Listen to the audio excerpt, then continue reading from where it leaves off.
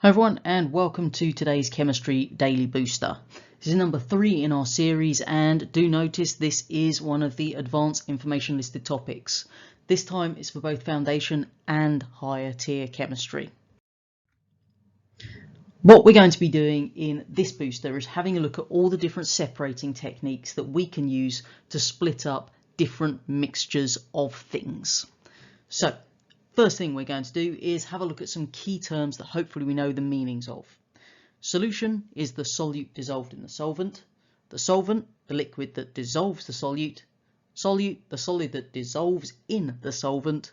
If something is soluble, it means it will dissolve. If something is insoluble, it will not dissolve. So make sure you know those 5 key terms first of all, because using those correctly is going to help you out getting your marks in a question around solutions of some description. Now, the easy way to do that, create some flashcards, keyword one side, definition on the other, and then just test yourself till you get it. Our first technique then is the process of filtration. Now, filtration is used when we're separating an insoluble solid from a liquid. And the way it works is that we've got our little setup of equipment over on this side here. So we can see we have a funnel with a piece of filter paper in it resting in a conical flask. The filter paper itself has these tiny microscopic holes in it that are small enough to allow things like the liquid through, but not the larger ones, the solid particles. So if we've got a mixture of sand and water, for example, pour it in the top of the filter paper, the sand sits in the filter paper, the water goes through as the filtrate. Technique number 2 is crystallization. We use crystallization to separate a dissolved substance from its solution. So this might be a second step as to how we could get something like salt from a mixture of sand and salt water. First step, filtration. Second step, crystallization. Now, to carry out crystallization, what we have is a Bunsen burner with a beaker of water over it, and then we place our evaporating basin over that beaker of water. This gives us a more gentle heating than just heating the evaporating basin directly. So what we're going to do is you heat it up over our little water bath there, and what happens is we lose some of the solution through evaporation, which then makes that solution more concentrated. So it becomes saturated. Now, a saturated solution is one where no more solute can actually dissolve at that temperature. So what we see is we're going to start to get crystals forming on the surface of that solution that remains. What we then do is you turn off your Bunsen burner, and then as the solution cools, the solubility decreases and therefore we get more crystals. We follow that up with filtration just to remove the crystals from any remaining solution, and then we place that bit of filter paper with the crystals on it in a warm oven just to dry them off. Don't forget that last stage of filter to separate the crystals and then dry them in a warm oven, because that's worth a mark on its own in questions relating to crystallization in some cases. Technique number 3, simple distillation. This is what we're going to do to get the solvent from a solution. So crystallization is about getting the solute. Simple distillation is about getting the solvent. Now, the way this works, we've got our little flask connected into this thing here, which is called a condenser. Remember the name condenser. It works because at the bottom, cold water goes in, and then running through the center, there's a narrow tube where our gas of whatever our actual solution is passing through. And what happens is, because we've got the cold water around it, it makes it condense. And then it drips down into our little test tube at the end. This must have a solvent with a lower boiling point than the solute, otherwise it doesn't work. But general process, connect it up, heat up our little flask, and then we collect our solvent in the test tube at the end. Next process is fractional distillation. This one will come up again when you come on to C6 on the second chemistry paper in terms of crude oil. Fractional distillation involves a piece of equipment called a fractionating column. So remember that term, fractionating column. It's this big tube here with the different little diagonal lines in it. Now, what we're doing here is separating 2 or more substances that are in the liquid state. So you've got two liquids mixed together. This is how we separate them. Key thing about it, each substance must have a different boiling point. So as we heat our little solution down here, what's going to happen is we're going to see the first one, the one with the lowest boiling point, is going to evaporate, rise up through the fractionating column, and then it passes down the condenser where we can collect it. What we then will find is we will evaporate the other one when we eventually get to its boiling point. But because we've obviously collected the first one, we've separated it out.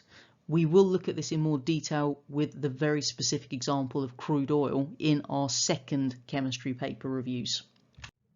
Next up is the process of chromatography. We use chromatography in order to separate out things like inks or dyes.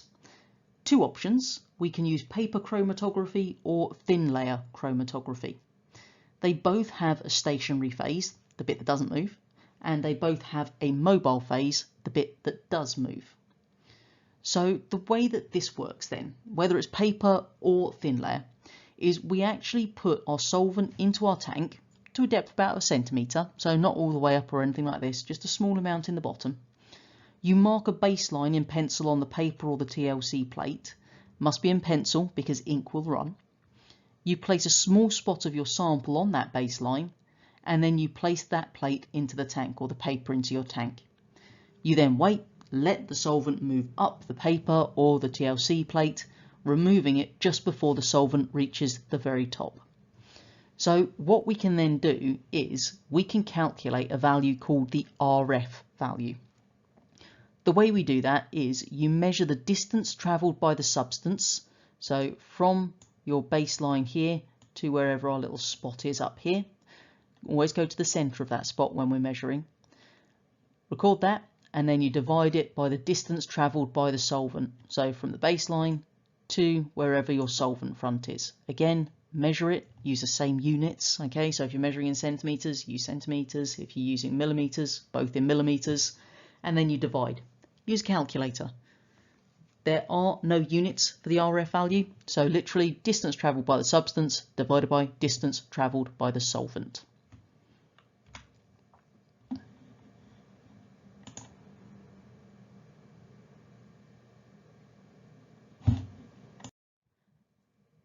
We do also have a type of chromatography called gas chromatography. Now you can see the little setup in the picture on the right there, but it still has a stationary phase and a mobile phase. The stationary phase is still silica or alumina powder, but rather than being stuck onto a little plastic plate as we saw in TLC, this one, that powder is packed into a metal column, which is the little spiral bit that we can see just there. The mobile phase, in this case, is going to be a gas. The key thing about that gas is it must be unreactive, because that means it's not going to react with any of the chemicals we're putting through this process. Good example is nitrogen, because nitrogen is an inert gas, meaning it doesn't react.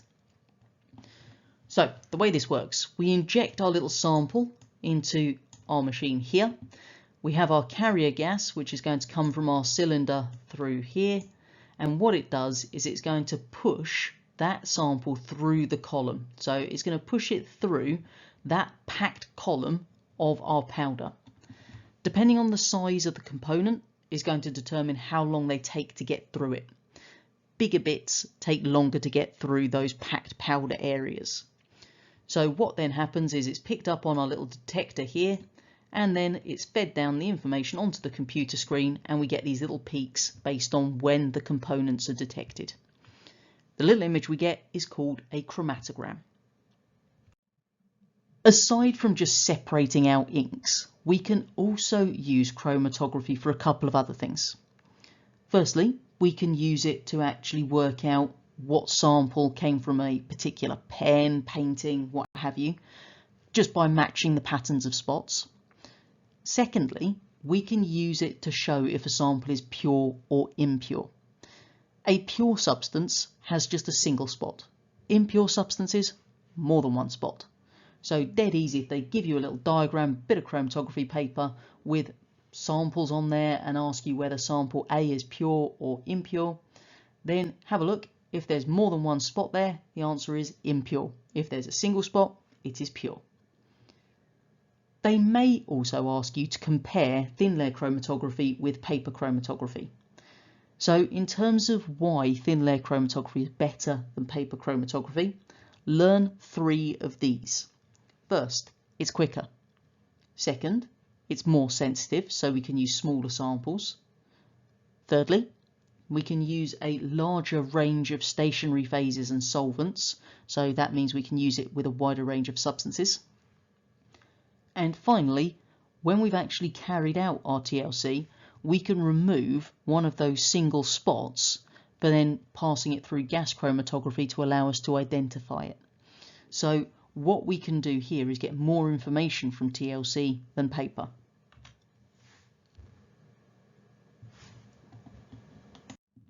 When it comes to actually identifying information from gas chromatograms, again, it's rather similar to looking at spots, except this time we're looking at peaks. If the peaks are in the same places, they're the same substances. We can also see the height of the peak here tells us how much of that sample is present. So 2 real bits of information we get here: what is present and in what quantity. Last thing, this is something that could come up, particularly because this is across both of those papers. Does make me question whether it might be the 6-mark question. For the simple fact that if we've got these 2 things on both papers with the actual practicals there, there's a chance that's going to be the 6-mark question that's just going to be the crossover. So this is giving us just a little summary about what we've discussed.